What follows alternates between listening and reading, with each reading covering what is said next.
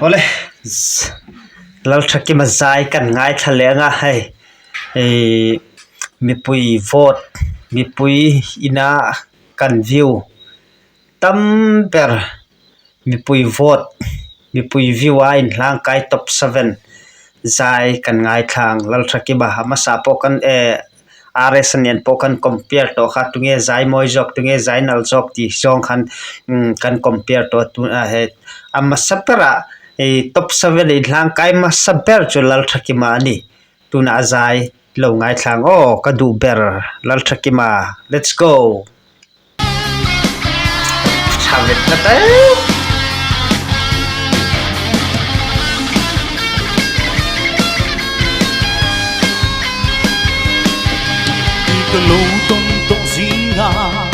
Yes.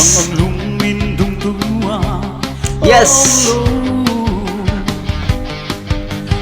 Lai min hen tu ber kat tu ai sam lai dil ber sunang he hi avahanal tak lai la ta che dang reng ta lai lo ibia tu aka ta tong ya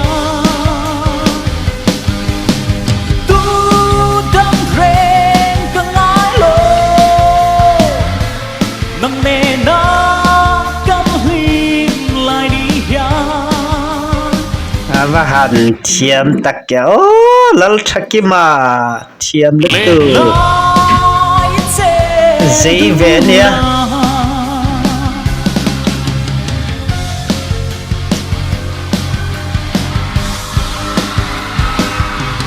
namena kanin kana mema am ka leng velma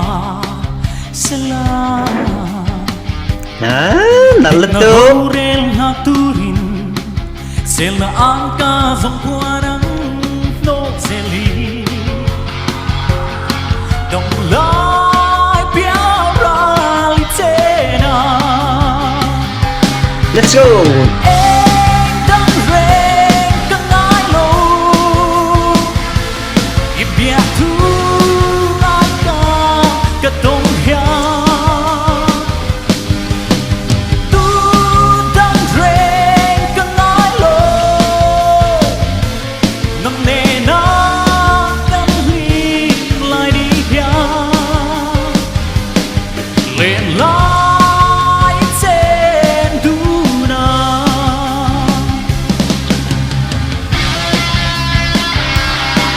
avahan zai tak ya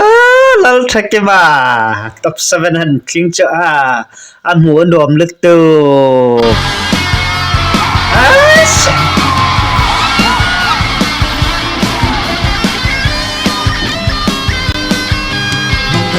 shui voan du ni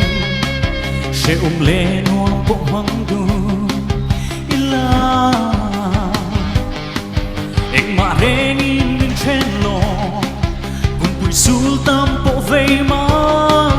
sa in chen lo ti ma pui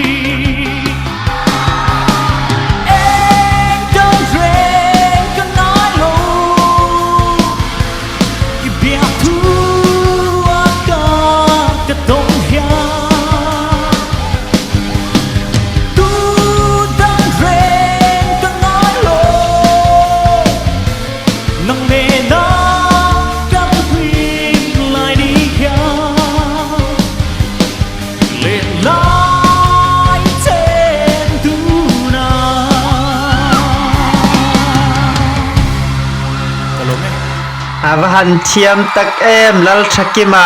avahan zai tak comment hi relo ten ngai thlokang Smart doesn't to accept belen red tape. ngai thlo mai an fak le bok che